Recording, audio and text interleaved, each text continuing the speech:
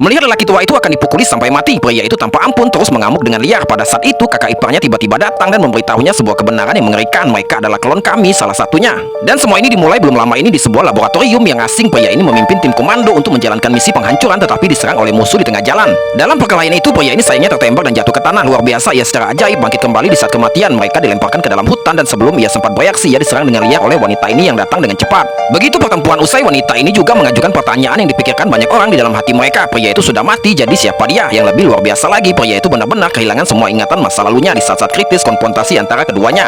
Teriakan Karami untuk meminta bantuan datang di kejauhan mengatakan bahwa sesosok monster telah muncul. Sebelum kata-kata itu terucap, sesosok monster besar dan ganas tiba-tiba menyerbu keluar. Suasana tiba-tiba menjadi sangat tegang. Kedua orang itu tampak bingung dan melarikan diri dengan tergesa-gesa. Untungnya mereka berhasil menyingkirkan monster itu. Namun yang tidak mereka duga adalah mereka bertemu dengan tim pasukan khusus lain yang beroperasi di alam liar. Untungnya semua orang dengan cepat mencapai kesediaan untuk bekerja sama dan memutuskan untuk melawan monster yang menyerbu ke tempat berbahaya ini bersama-sama. Bagaimanapun yang terpenting adalah bertahan hidup. Ketika mereka tiba di sumber air, sekelompok makhluk mutan mulai menyerang mereka dengan ganas seperti binatang buas yang lapar. Melahap semua orang dengan ganas. Setelah seharian penuh pertempuran sengit, semua orang akhirnya berhasil menembus kepungan monster itu dan mendapatkan kebebasan singkat. Namun pertempuran itu menyebabkan sebagian besar akan menderita banyak korban. Untungnya mereka beruntung dan menemukan tempat perlindungan rahasia. Namun keadaan tiba-tiba menjadi lebih aneh. Wanita ini tiba-tiba kehilangan kendali atas emosinya dan mengarahkan pistol ke arah pria itu, memaksanya untuk menyerahkan video tersebut sebelum kematiannya. Video itu dengan jelas menunjukkan bahwa pria itu telah digigit sampai mati oleh monster itu. Adegan ini membuat semua orang mulai meragukan identitasnya dan beberapa bahkan berspekulasi apakah dia menyembunyikan rahasia apapun. Belum semua orang sempat bereaksi, sekelompok makhluk aneh tiba-tiba membuka pintu dan menyerbu masuk dan suasana langsung menjadi berdarah dan kacau. Semua orang harus berlari mati-matian, tetapi mereka jatuh ke dalam kelompok monster yang lebih mengerikan. Setelah pertarungan sengit, semua orang akhirnya berhasil keluar dari krisis. Namun semakin dalam mereka menyelami, semakin mereka menyadari bahwa pulau itu sebenarnya adalah pangkalan eksperimen yang terbengkalai.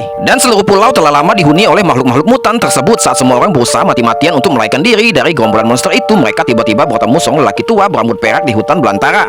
Pria tua itu berpura-pura bingung dan menggunakan semua penyamarannya untuk meniru semua orang. Namun sebenarnya dialah sumber semua bencana ini. Ternyata beberapa dekade yang lalu ia melakukan eksperimen gila di laboratorium, mencampurkan DNA berbagai makhluk mutan ke dalam tubuh manusia, mencoba menemukan jalan menuju keabadian. Akibatnya eksperimen itu gagal total dan berujung pada tragedi awal. Pria itu sangat marah. Setelah pertarungan sengit, dia akhirnya tersingkir. Kemudian mereka kembali ke laboratorium terbengkalai yang mereka datangi sebelumnya dan akhirnya mengungkapkan rahasia tubuh pria itu.